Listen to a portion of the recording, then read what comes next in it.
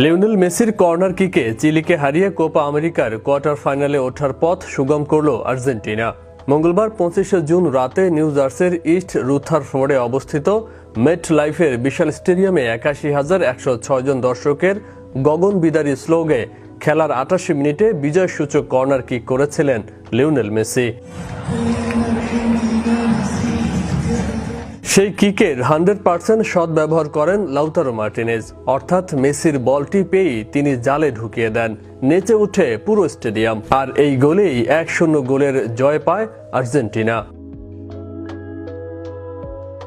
Stadium কর্তৃপক্ষ খেলার মাঝখানে জানায় এ যাবৎ কালের রেকর্ড ছিল ৮০,০০০ দর্শকের, তা ভেঙে ৮১,১০৬ উঠল মেসির খেলা উপভোগের জন্য বিপুল সংখ্যক ফুটবল প্রেমী জড়ো হওয়ায়।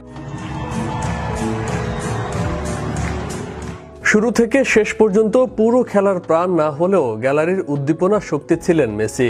কোনো কারণে মেসি উচ্চারিত হলেই সকলে সমস্বরে আর্জেন্টিনার জয়ধ্বনি দিয়েছেন। উল্লেখ্য, এই খেলার আগের দিন ছিল মেসির ৩৭তম জন্মদিন। জমকালো সেই অনুষ্ঠানের কারণে তেমন প্রস্তুতি নিতে পারেননি মেসি।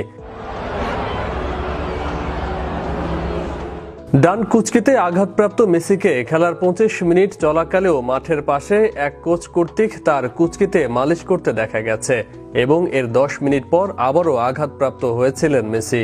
এসব কারণে তিনি নিজেকে সামলে খেলেছিলেন পুরো সময়টা জুড়ে, আর তাই জাদুর স্পর্ধা ততটা উপস্থিত করতে পারেননি তিনি। তবে মেসি তার ইমেজ সমুন্নত রাখতে কর্নার কিক বেছে নিয়েছিলেন। তবে ৩৬ মিনিটের সময় আরেকটি কিক করেছিলেন জালের ভেতরের উদ্দেশ্যে, কিন্তু তা ডান পাশ দিয়ে বাইরে যায়। এভাবে খেলার দ্বিতীয়ার্ধে মেসি আর্জেন্টিনার আক্রমণকে নেতৃত্ব দিয়েছেন।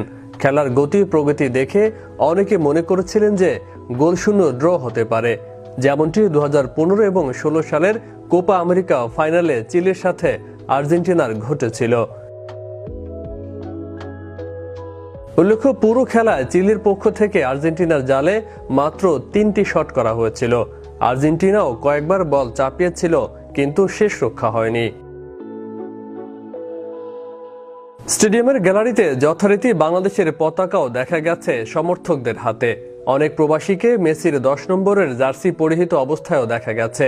পুরো গ্যালারি ছিল আর্জেন্টিনার সমর্থকদের দখলে। যদিও প্রথমার্ধে খেলায় রেফারিকে চিলির পক্ষে অবস্থান নিতে দেখা গেছে।